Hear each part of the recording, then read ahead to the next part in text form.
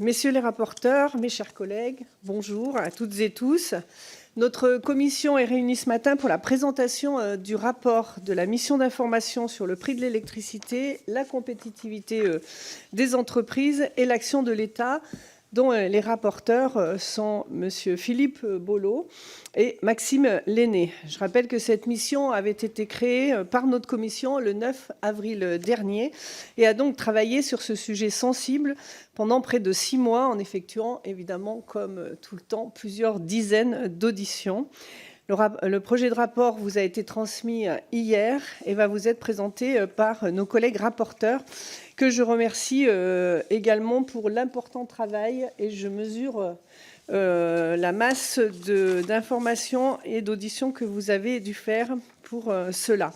C'est un document très instructif, parfois technique, mais vraiment riche d'enseignements sur un sujet qui touche à la fois les entreprises, notamment les électro-intensives, mais aussi les ménages, mais qui a bien sûr une sensibilité particulière pour ceux dont le niveau de vie est le plus faible et qui peinent d'autant plus à payer leurs factures d'électricité. Je remarque que votre rapport estime qu'une intervention publique est nécessaire face aux insuffisances des marchés de production et de fourniture d'électricité, mais que les dispositifs mis en place, comme l'Arenh ou les tarifs réglementés, je pense qu'on y reviendra, présentent des défaillances que vous considérez comme structurelles.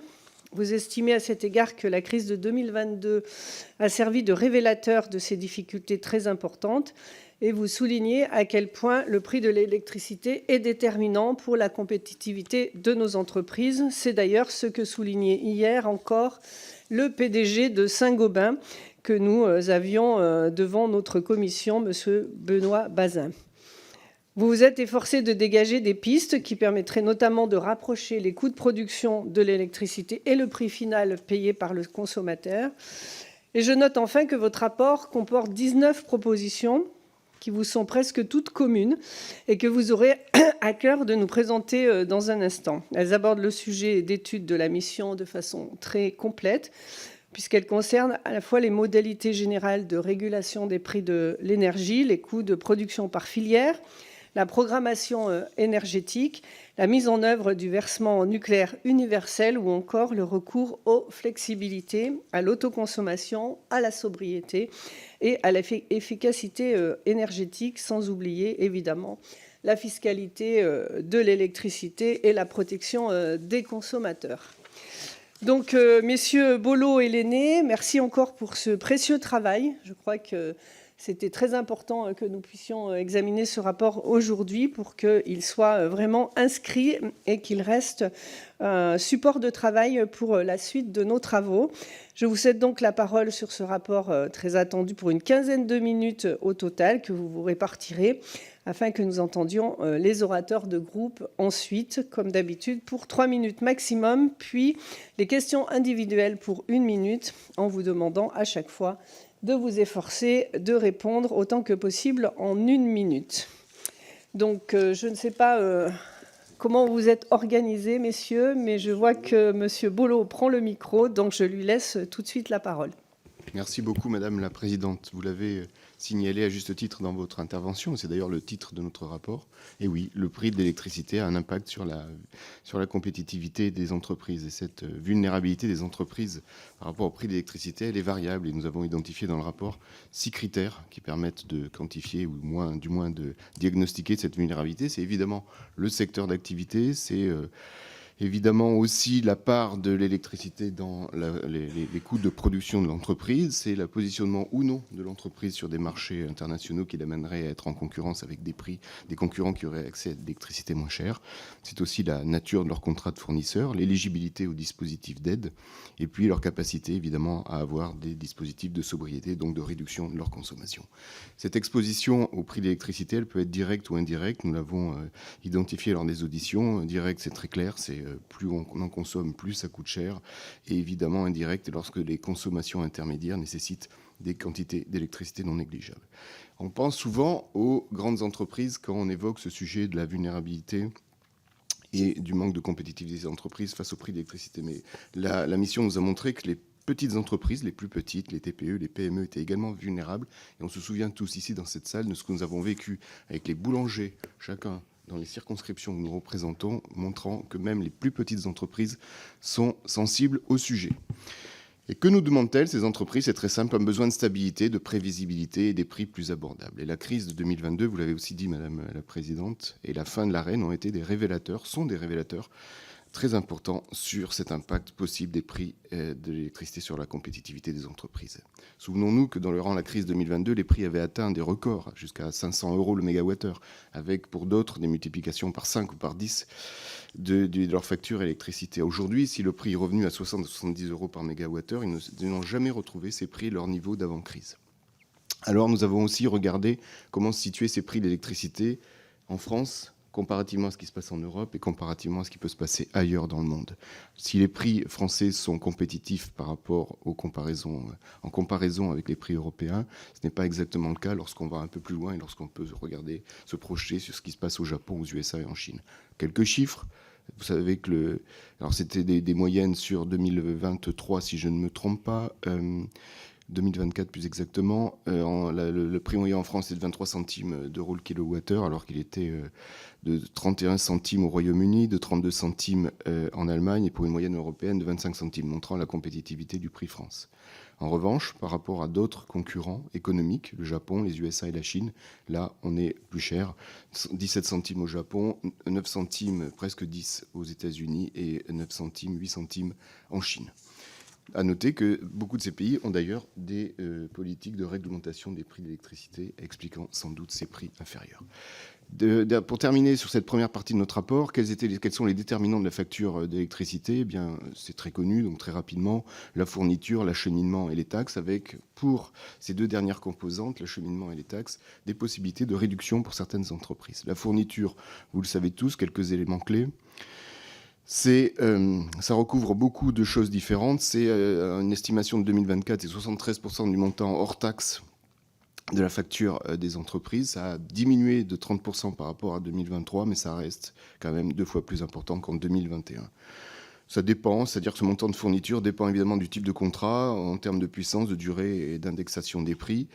Et ça permet, la fourniture permet aussi de financer des dispositifs comme les mécanismes de capacité, les certificats d'économie d'énergie et les quotas carbone.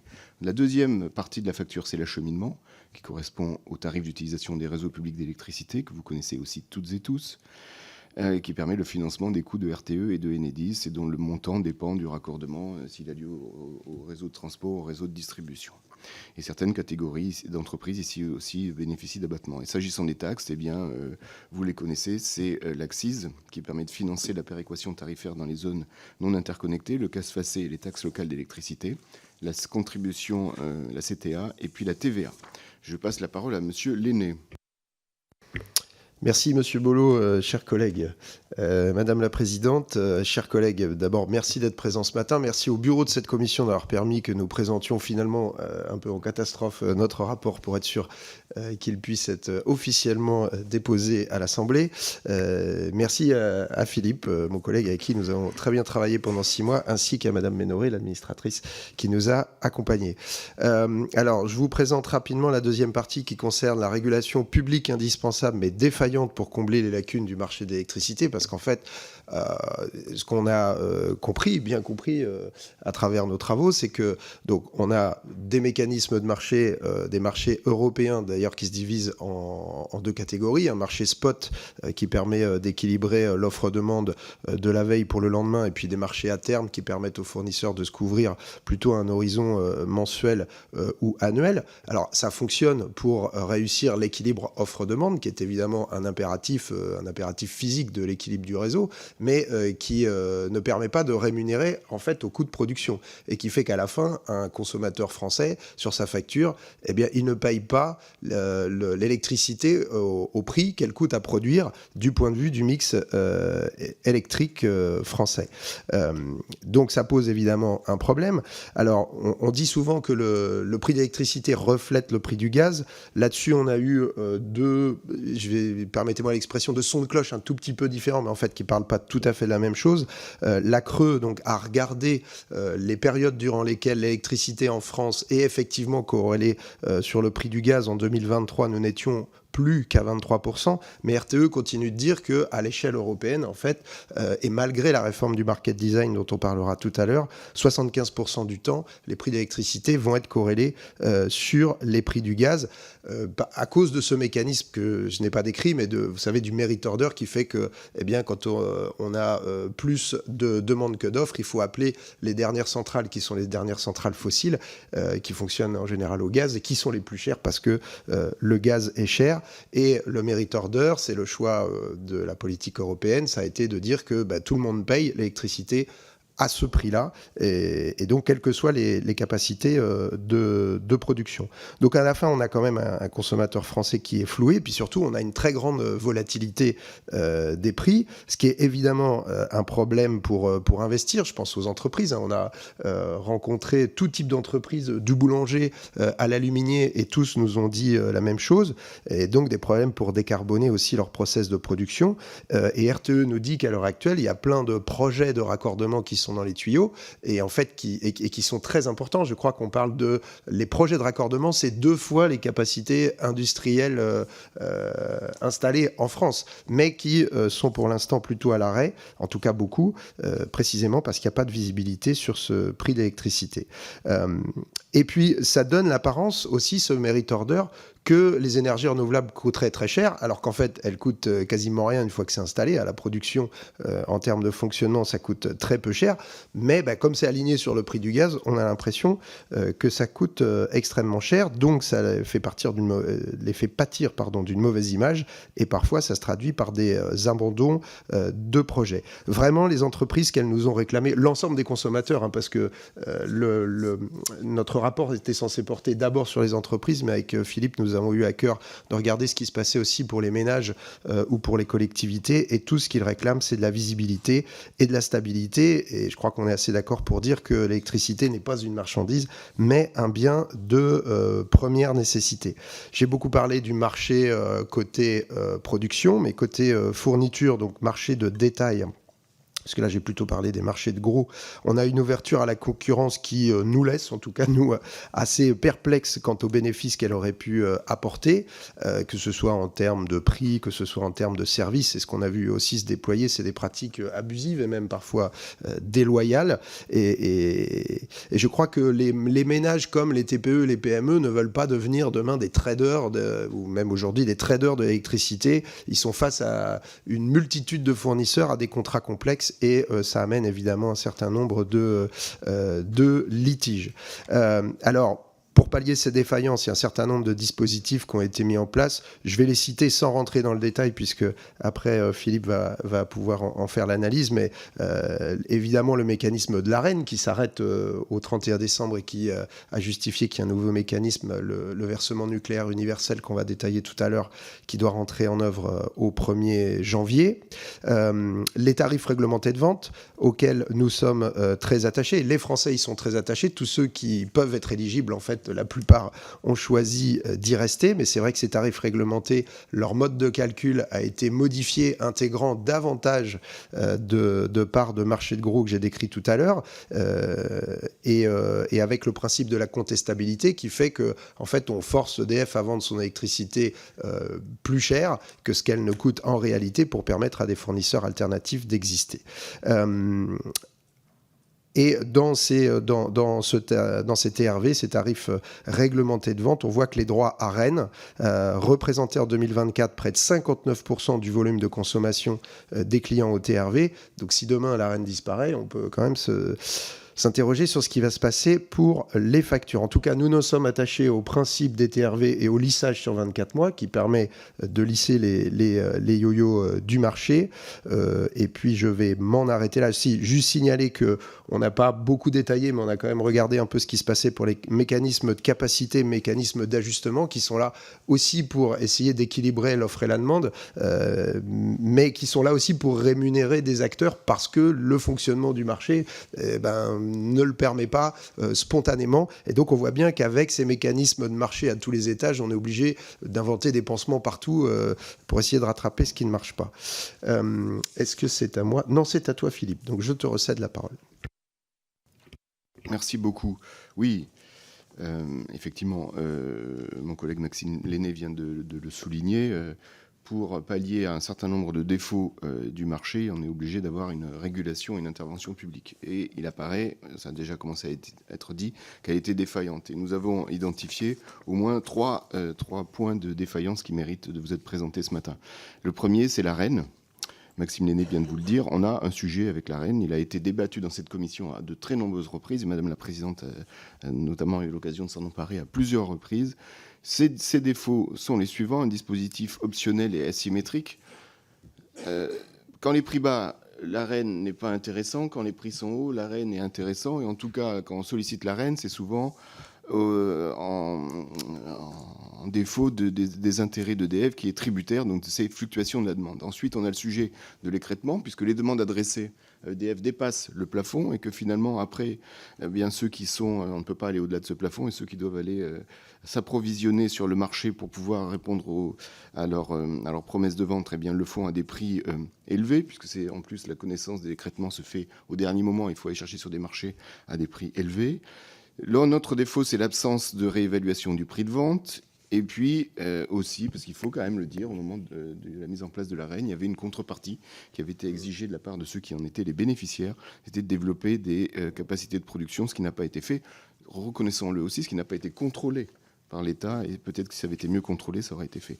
Maxime Lenné reviendra sur le nouveau dispositif à partir de janvier 2026. Autre défaillance, les modalités de calcul du TRVE, ça a été dit rapidement par mon collègue Maxime Lenné. On a une nouvelle méthode de calcul qui est basée sur le prix du marché et le lissage sur 24 mois, alors qu'avant, il était construit sur les coûts d'EDF. Et le constat qui s'impose désormais, c'est que tout cela va dans le sens d'une augmentation des TRVE et également ces TRVE qui sont sous la menace d'une sanction, enfin d'une décision européenne visant à les arrêter, puisque l'Europe considère que ce sont des dispositifs transitoires.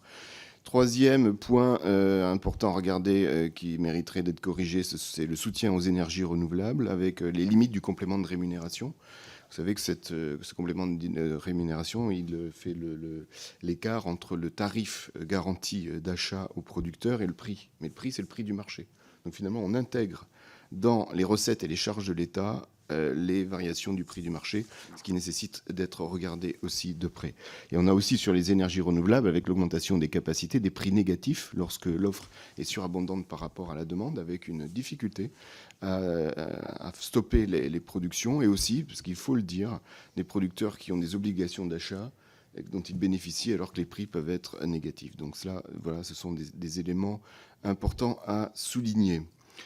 Et la crise de 2022 est donc, encore une fois, on l'a déjà dit à 3 reprises, très révélatrice de ces défauts, malgré un certain nombre de rustines qui ont été mises et qui étaient nécessaires. Ce soutien public massif a coûté beaucoup d'argent, et pour les principaux dispositifs qui ont été mis en œuvre, vous vous en souvenez, c'était le bouclier tarifaire, l'amortisseur à l'électricité, la baisse d'accise pour les 3 principaux. Le bouclier tarifaire, pourquoi il a coûté ? Parce qu'à un moment donné, eh bien, l'écart entre le TRVE qu'on avait plafonné à 4% dans un premier temps, puis à 15%, et le TRVE tel qu'il était le fruit du marché du moment, eh bien, c'était payé par l'État. L'amortisseur électricité, c'est parce qu'il y avait une prise en charge de 50 à 100% du montant de la facture selon les entreprises, des règles de calcul assez complexes. Et l'accise, eh bien, c'est des recettes en moins.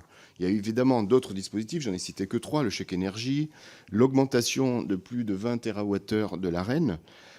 En tout cas, le cumul de toutes ces dispositions, qui étaient nécessaires, je le redis, a eu un impact important sur le déficit public, et immédiatement, dans la foulée d'ailleurs, de nombreuses dépenses qui avaient été aussi consenties lors de la Covid-19, expliquant aussi aujourd'hui la difficulté dans laquelle on est. Pour vous donner quelques chiffres, le bouclier, c'est 20 milliards d'euros, l'amortisseur, 2 milliards d'euros, l'accise, un manque à gagner de 19 milliards d'euros, ce qui nous fait 41 milliards d'euros. Il faut quand même dire à ce moment-là qu'il y avait aussi des recettes qui ont été engrangées par l'application, vous savez, du mécanisme de financement des énergies renouvelables, puisque les prix étaient hauts, l'État n'avait plus à rémunérer les producteurs et donc, inversement, a pu gagner 8 milliards d'euros. Ce qui nous fait quand même un coût net de 33 milliards d'euros, auquel il faut rajouter l'Arenh, qui a nécessité pour EDF d'aller s'approvisionner sur le manque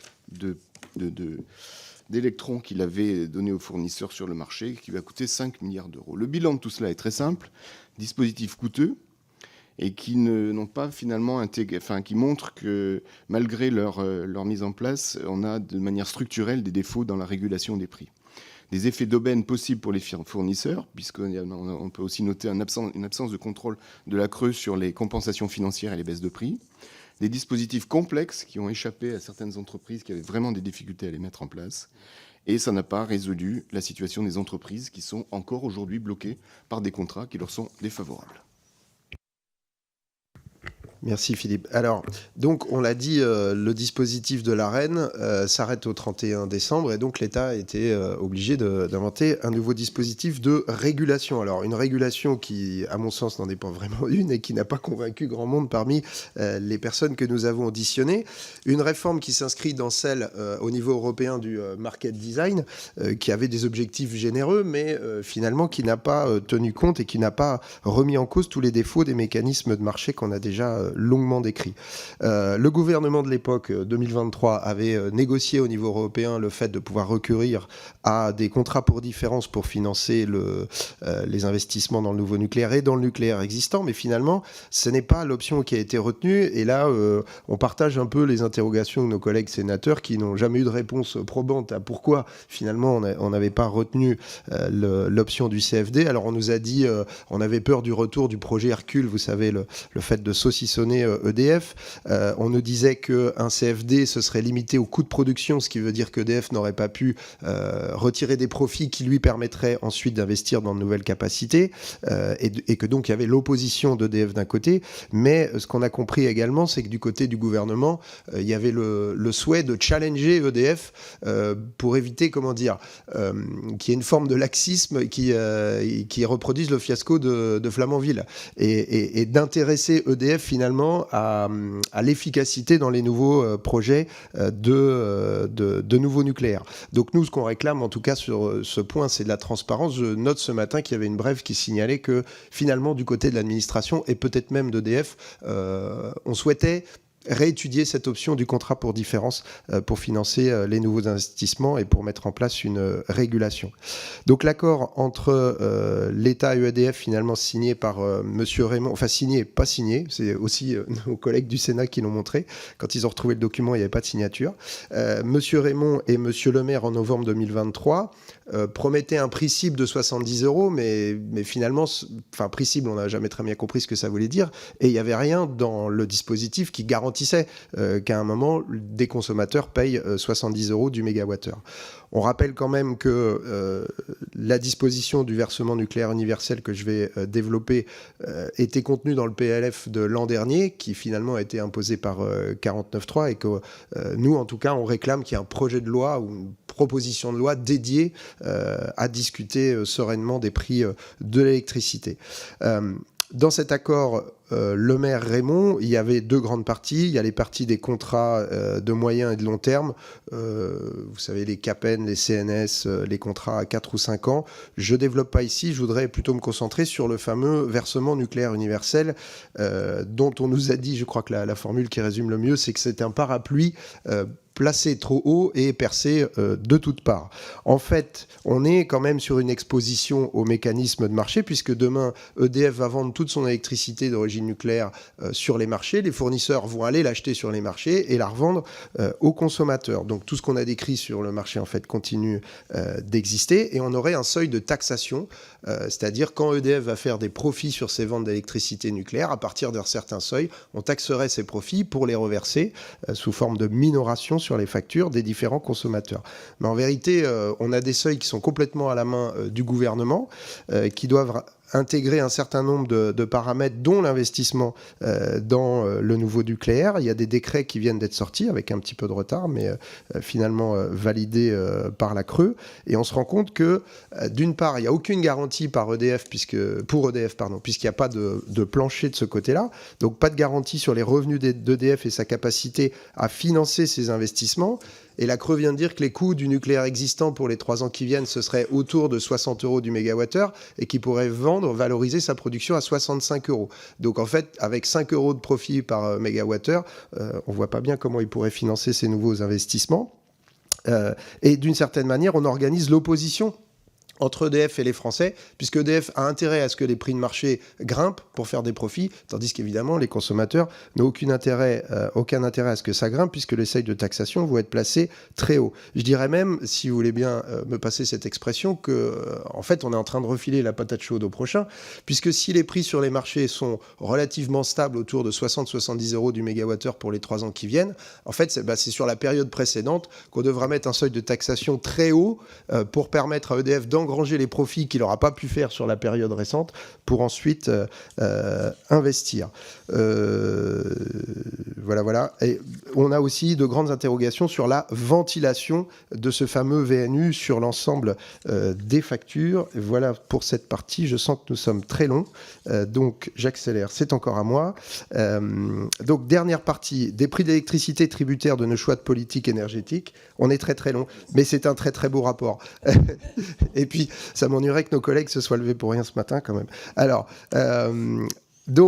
ça, c'est une recommandation qui m'est personnelle, que je ne partage pas avec Philippe Bolo, mais pour moi, il faut renoncer aux investissements dans le nouveau nucléaire. Bon, on n'a toujours pas de devis, on sait toujours pas combien ça coûte. D'ailleurs, les plans sont toujours pas faits. Et de toute façon, de mon point de vue, ça arriverait trop tard, ce serait trop cher, et il y en aurait trop peu. Construire 6 nouveaux EPR, ou même 14 nouveaux EPR, alors qu'il y en a 56 en fonctionnement, je compte pas Flamanville, et qui vont bien finir par s'arrêter, de toute façon, ça va pas faire le compte, et c'est pas ça qui va permettre de lutter contre le changement climatique qui est maintenant.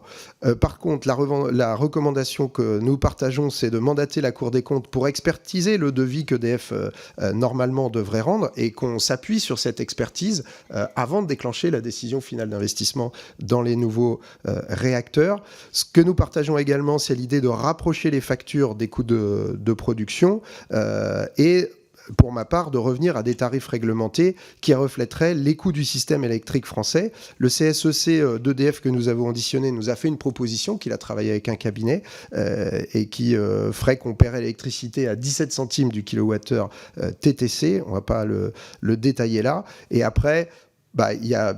Si on veut sortir des logiques de marché pour rapprocher les factures des coûts de production, on a creusé quelques pistes, mais sans forcément atterrir. La question de l'acheteur unique, la question pour ma part du retour en monopole, et même pourquoi pas d'un acteur public européen pour gérer le système et établir les factures. Et en tout cas, on a besoin d'un texte législatif qui porte sur cette question des prix de l'électricité. J'ai fini pour ma part, et c'est Philippe qui conclut.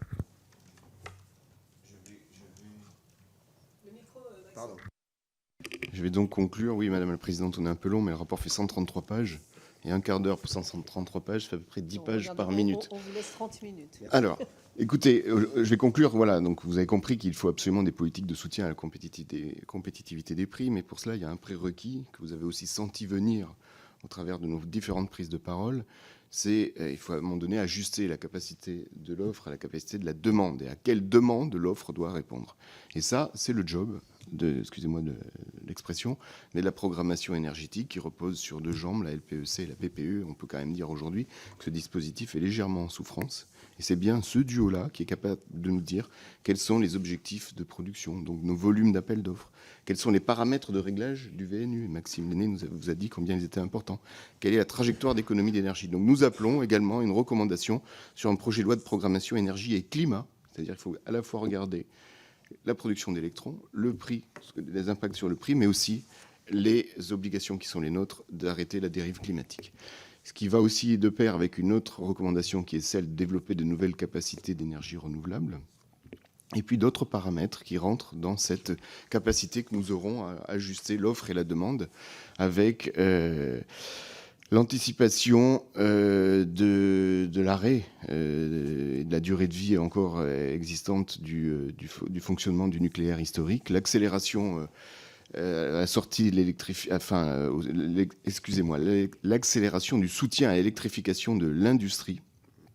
Ne pas confondre électrification et nouveaux usages, parce que sinon, dans l'ajustement de l'offre et de la demande, ça peut provoquer quelques difficultés. Mieux planifier évidemment les réseaux, et ça vous savez que j'y suis très attaché, c'est-à-dire qu'il n'y a pas de rencontre entre l'offre et la demande, entre l'offre et la consommation, s'il n'y a pas les réseaux entre les deux. Et puis aussi agir évidemment sur la flexibilité de la demande et de l'offre. Maintenant que vous connaissez ce prérequis essentiel, la suite de nos préconisations très rapidement, avec des politiques de soutien à la compétitivité des prix. Et pour cela, il faut agir sur toutes les composantes de la facture, et notamment 4 composantes essentielles. La première, c'est poursuivre les investissements de décarbonation de l'industrie, je vous l'ai dit, avec, parce qu'on a aussi en ligne de mire, et ça va nous arriver très vite, les nouveaux mécanismes de tarification ETS2. Donc il ne faut pas perdre de temps de ce point de vue-là également, au-delà du périmètre de notre rapport. Et aujourd'hui, il y a une boîte à outils sur laquelle je ne vais pas revenir, sinon on va vraiment dépasser les délais. Et une boîte à outils qui existe, qui est vraiment riche. C'est-à-dire, voilà, les entreprises, aujourd'hui, elles ont à leur main beaucoup d'outils. Et donc, il faut qu'elles s'en saisissent. Et en plus, il y a de l'argent qui est mis sur la table avec des aides d'État à hauteur de 5 milliards d'euros. Deuxième volet, je vous ai dit qu'il y en a 4, la taxation carbone. Et surtout, non, c'est pas comme ça qu'il faut que je vous l'explique. C'est quel est l'esprit de la taxation en comparatif du gaz sur l'électricité. Est-ce que la taxation, cette fiscalité, a un objectif de rentabilité pour les recettes de l'État ou un objectif d'incitativité par le signal prix? Nous pensons qu'il faut qu'elle ait un objectif d'incitativité par le signal prix, amenant une recommandation de rééquilibrage de la fiscalité de l'électricité par rapport au gaz en réduisant la fiscalité sur l'électricité. Il y a également un sujet de TVA qui est sur la table, et vous le retrouverez dans le rapport avec les taux de TVA, les évolutions et les règles européennes. Et nous avons une recommandation en la matière qui est d'étudier la mise en place d'un taux de TVA à 5,5% sur les consommations incompressibles des ménages. La troisième chose à regarder, importante sur les 4, c'est mieux valoriser la flexibilité, l'efficacité énergétique et l'autoconsommation, avec une recommandation comportant 4 mesures, des mesures notamment de programmation de la sobriété, et une importante qui est une nouvelle plage horaire, heure pleine, heure creuse, tenant compte de l'évolution des consommations, parce que ça a bougé avec la Covid, le télétravail, etc. C'est plus les mêmes heures où il y a des consommations qui se répartissent différemment, et aussi sur mieux tenir compte des prix négatifs pour que ça bénéficie aux consommateurs. Et dernière chose, point numéro 4, renforcer la protection des consommateurs, vaste chantier avec un certain nombre de recommandations. Obligation de renforcer l'approche prudentielle des fournisseurs qui doivent s'approvisionner de manière plus anticipée, également interdire les offres trop risquées, renforcer les délais d'information aux consommateurs sur les évolutions contractuelles, et puis mieux protéger les TPE. Et je terminerai par la tarification progressive, et en vous indiquant qu'on a la 19e recommandation de notre rapport qui est justement d'expérimenter une tarification progressive de l'électricité pour toutes les catégories de consommateurs. Merci beaucoup, messieurs les rapporteurs. Vous notez quand même que j'ai été extrêmement clémente puisque j'ai doublé votre temps de parole, et je pense que ça valait vraiment la peine parce que le rapport est extrêmement riche, et vous avez évidemment pas eu le temps de détailler l'ensemble, et ça m'appelle quelques petites questions. J'aurais voulu que vous reveniez sur la question la question qu'on peut se poser des surcapacités. Aujourd'hui, on soutient le développement des ENR, qui est nécessaire à la décarbonation, et vous le recommandez d'ailleurs dans votre rapport. Et je l'avais moi-même proposé dans un amendement de la loi Grémillet pour fixer un objectif de 200 TWh qui avait été d'ailleurs adopté. Mais on constate aujourd'hui un retard dans l'électrification des usages, à la fois industriels et à la fois du quotidien, qui peut avoir des problèmes de surproduction. Et est-ce que vous avez réfléchi à un mécanisme qui permettrait d'amortir ces conséquences de ces capacités sur les prix, car on paye assez cher l'effacement de ces capacités? C'est ma première question. La deuxième question, je suis complètement d'accord avec vous, et on le répète sans cesse depuis 2 ans, qu'il nous faut une loi de programmation énergie-climat qui déclinerait la PPE, dans la PPE les objectifs qui auraient été fixés, et qui donne évidemment le cadre pour les différents dispositifs. J'ai noté que vous étiez critique sur le dispositif post-ARENH. On ne reviendra pas sur les critiques que nous avons les uns et les autres depuis assez longtemps portées sur le dispositif de l'ARENH, et qu'il ne faut évidemment pas reproduire. Vous considérez que l'impact positif sur les prix aux consommateurs est incertain parce que les critères sont assez flous et doivent être fixés dans un texte de loi. Peut-être aussi sur les PPA. Est-ce que vous avez évalué pourquoi il n'y a qu'une seule signature de ces contrats par les collectivités ? Qu'est-ce que les collectivités attendent sur la question des prix ? Et j'ai noté, oui, est-ce que vous avez également évalué l'impact de la résolution du contentieux européen de l'hydroélectricité sur les investissements et sur les prix ? Oui, je lance la perche à mon collègue Philippe Bolo et Maxime aussi, puisque j'ai noté que vous aviez des recommandations largement unanimes, mais distinctes à la fois sur le nucléaire et sur l'hydroélectricité, qui sont quand même nos deux outils de gestion de la pointe. Je vous remercie. Alors, et surcapacité, Monsieur Lenné. Merci, Madame la Présidente, déjà pour vos largesses sur notre présentation initiale et pour vos questions. Alors, sur la question des surcapacités, alors d'abord, comme le souligne RTE, il faut avoir une vision de long terme, c'est-à-dire que pour l'instant, on est dans une situation de surcapacité qui est due notamment au développement des énergies renouvelables, mais là encore, c'est une question d'équilibre offre-demande, c'est précisément parce qu'il n'y a pas suffisamment d'électrification des usages.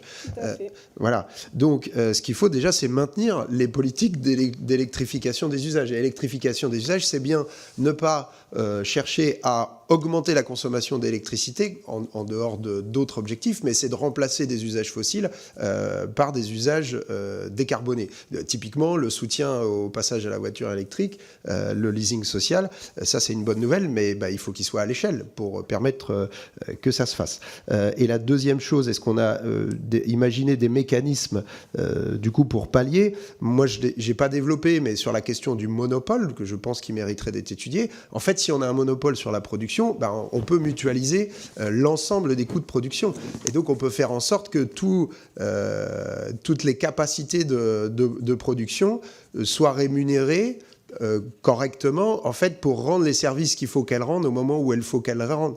C'est-à-dire que plutôt que d'être dans une logique de marché où on a des producteurs privés, indépendants, en concurrence les uns avec les autres, qui vendent au meilleur moment, etc., en fait, on a un système unifié, un monopole public, et on répartit la charge, j'ai envie de dire, sur l'ensemble des moyens de production. C'est ma façon de répondre. Sur la question de l'hydro, très rapidement, effectivement, moi, je rejoins, en fait, les préconisations de mon collègue Mathias Tavel, que vous connaissez bien, puisque c'est un peu lui le spécialiste. Moi, j'évite de mélanger l'eau et l'électricité. Et pourtant, c'est tellement lié. Mais oui, non, mais c'était une boutade. Mais évidemment, moi, je soutiens le développement de l'hydro, mais nous sommes persuadés que c'est en l'absence de la possibilité de modifier la directive européenne sur les concessions, que ce serait l'option de la quasi-régie qui serait la meilleure option.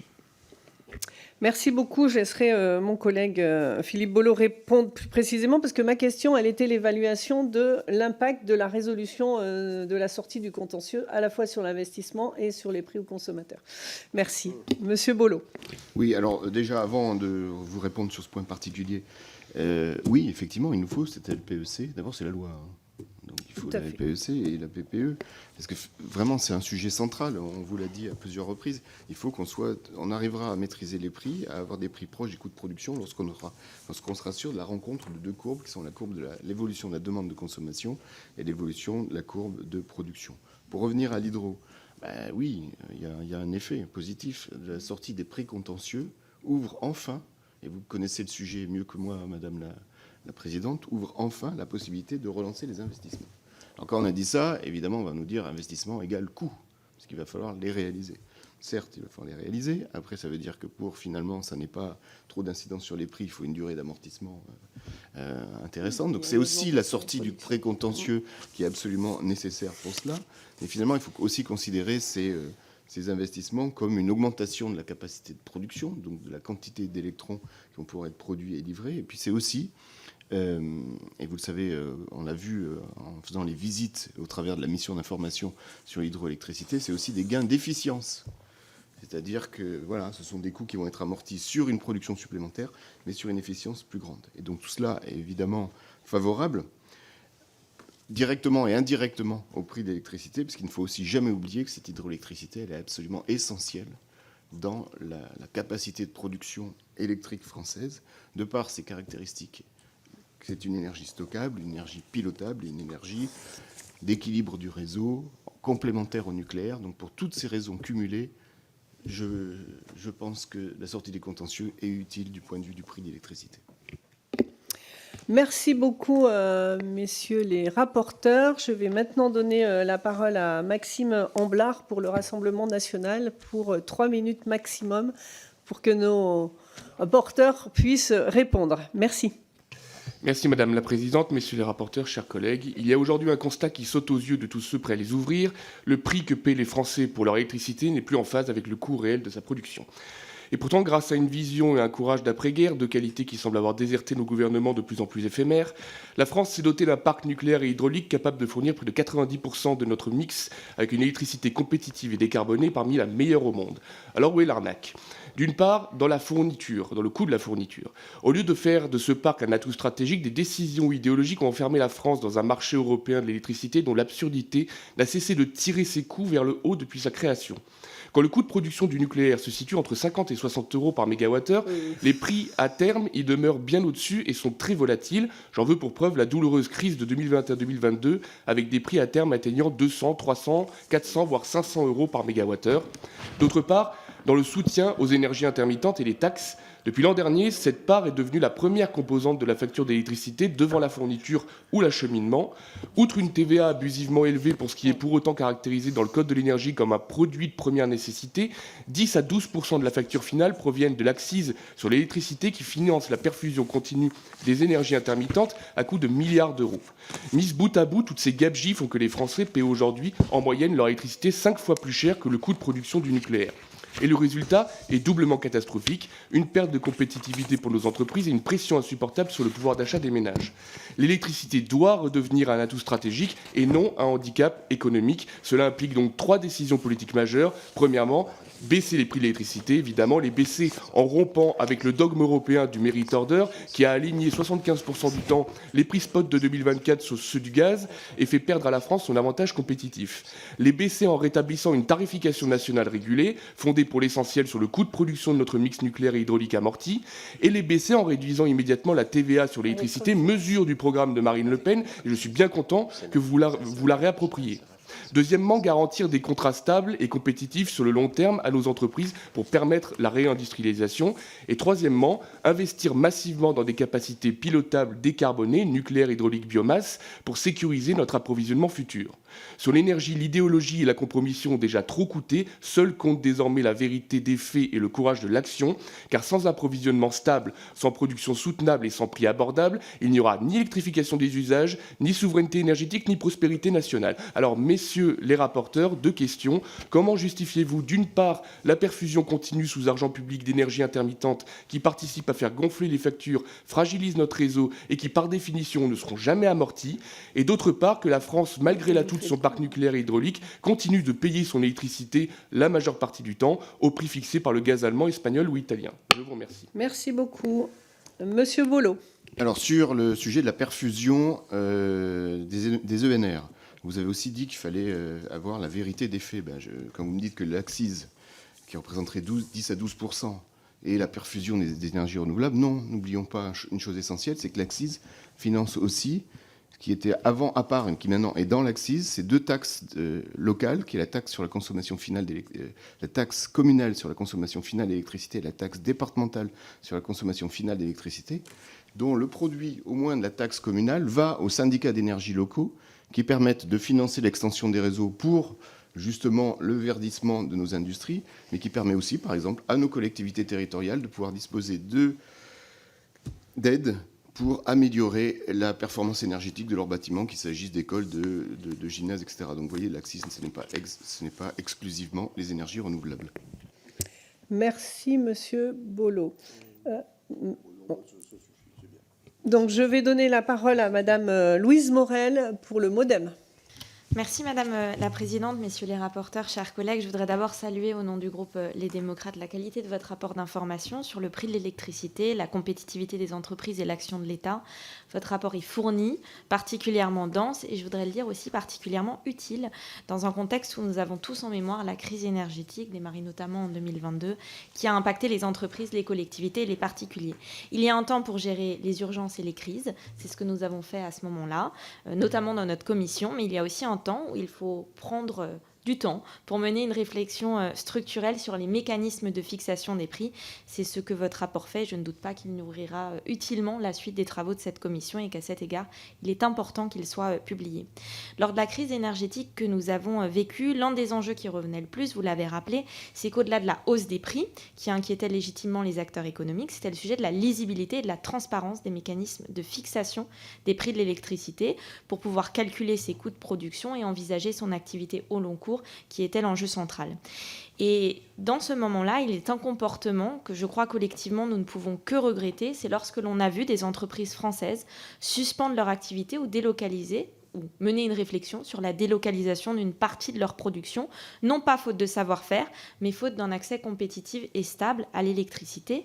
Ce sujet a été relevé hier encore, Madame la Présidente le rappelait, lors de l'audition du PDG de Saint-Gobain, non pas qu'il ne produisait pas en France, mais qui comparait tout de même le prix de l'électricité entre la France et les États-Unis, et il y a un facteur 4 de différence sur le prix de l'électricité.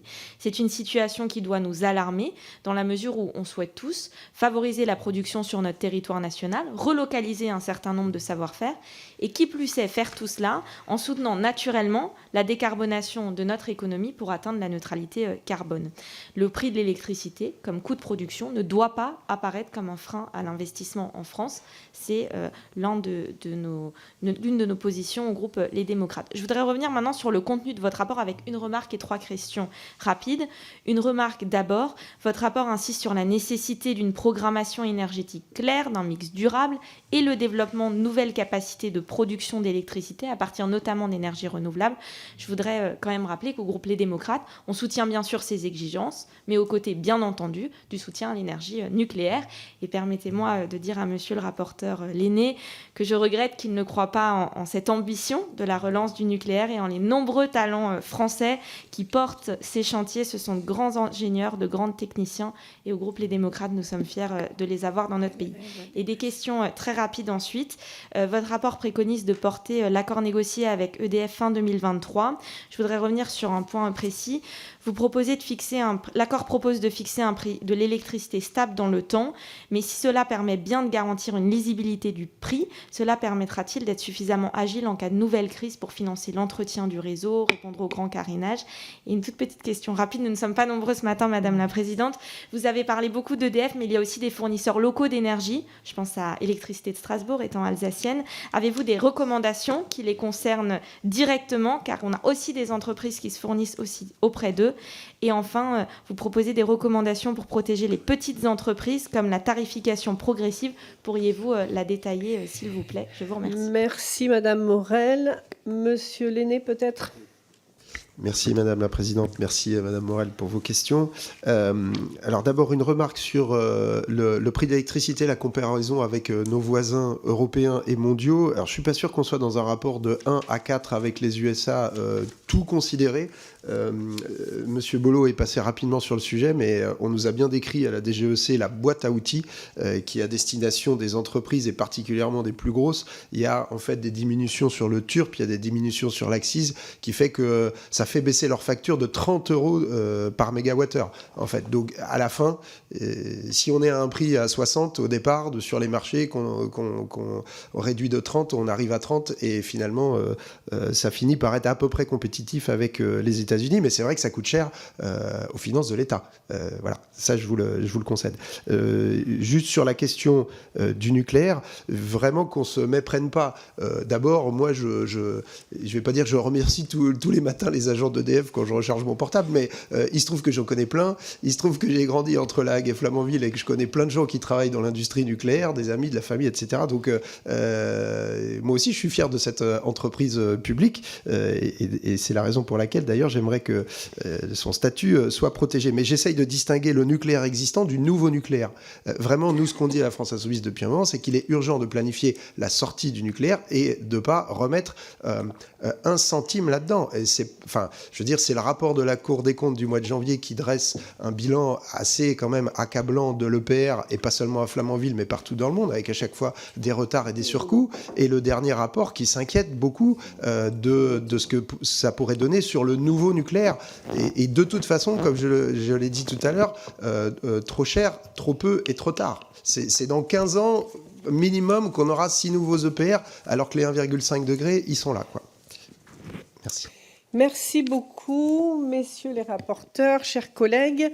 Donc, il n'y a plus d'autres interventions. Donc, je vous rappelle qu'en l'application de l'article 145, alinéa 7 de notre... est-ce qu'il y a des questions individuelles ? Alors, très rapidement, hein, monsieur Amblard. 1 minute. Hein. Non, mais je rappelle que c'est plus 3 minutes. Oui, j'ai 1 minute. Allez-y. Pour en revenir à ce que disait monsieur le rapporteur, je n'ai jamais dit que l'Axis payait l'entièreté, il n'y avait que les subventions aux ENR dans l'Axis. En l'occurrence, l'Axis sur 2025, ça va rapporter à peu près 10 milliards. Et les dernières évaluations de la Creuse sur le soutien aux ENR, c'est 7 à 8 milliards. Donc les 10 à 12%, oui, ok, ça va être 9 à 10%. Allez, donc l'ordre de grandeur est quand même là. C'est une part non négligeable de la facture d'électricité des Français qui part au soutien d'énergie qui ne seront par définition jamais amortis. Alors vous avez eu le souci de l'amortissement des investissements dans l'hydraulique, mais bon, ces énergies-là ne le seront pas. Et je voulais revenir notamment aussi à ce que M. Lenné avait dit par rapport au coût marginal. Donc oui, avec le système du merit order, les énergies intermittentes peuvent paraître intéressantes parce que leur coût marginal est nul, ou quasi nul par définition, mais pas leur coût de production, et encore moins leur coût de système. Donc si on intègre ces composantes-là, les énergies intermittentes ne sont plus forcément celles qui sont les plus intéressantes. Je pense que l'hydraulique et le nucléaire passent devant. Enfin, le nucléaire historique en tout cas. Merci, monsieur Amblard. J'ai l'impression que c'était plutôt une réponse à la réponse du rapporteur, mais je lui laisse compléter si besoin, monsieur Lenné. Oui, monsieur le député. Bon, d'abord, je note que je ne comprends pas pourquoi, quand il s'agit des renouvelables, on parle de perfusion, et quand il s'agit de nucléaire, on parle d'investissement. En fait, dans les deux cas, on veut des nouvelles capacités de production d'électricité pour électrifier les usages.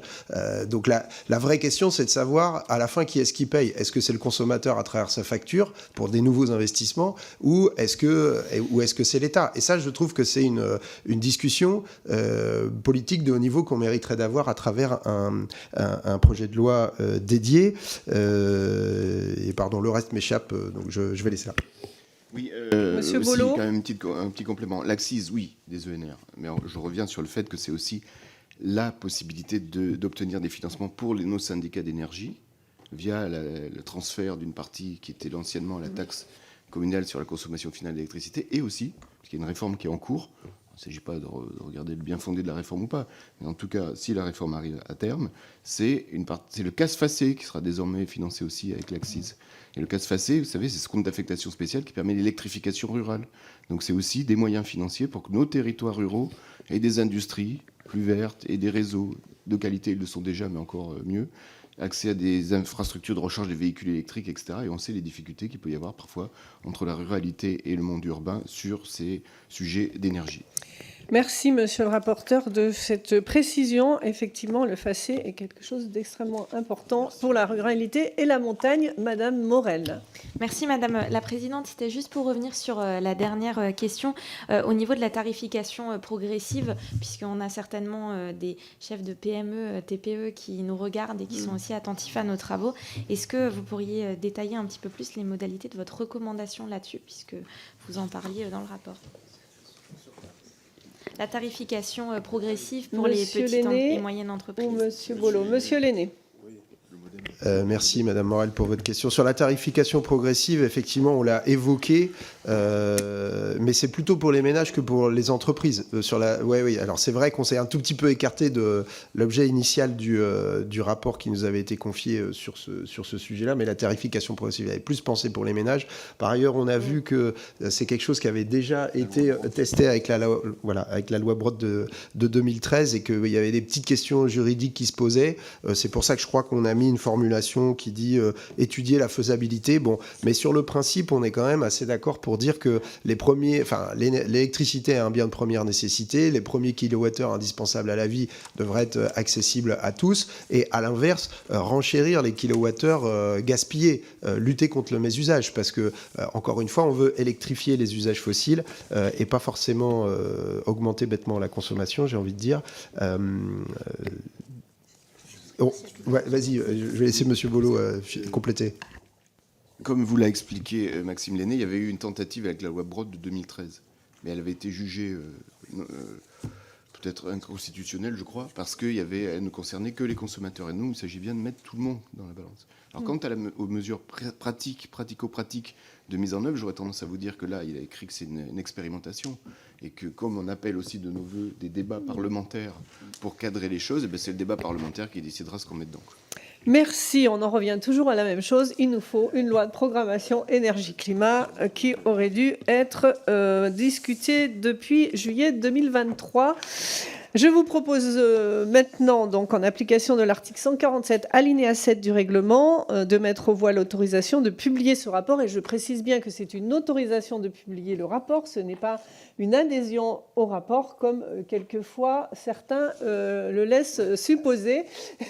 Donc, qui est pour cette publication ? Évidemment. Qui est contre ?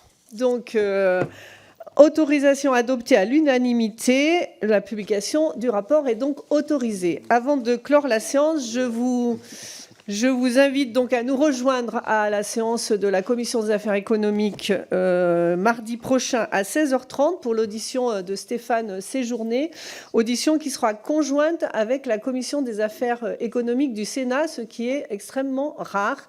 Donc vous êtes évidemment tous invités à y être nombreux. Merci beaucoup, très bonne journée à vous.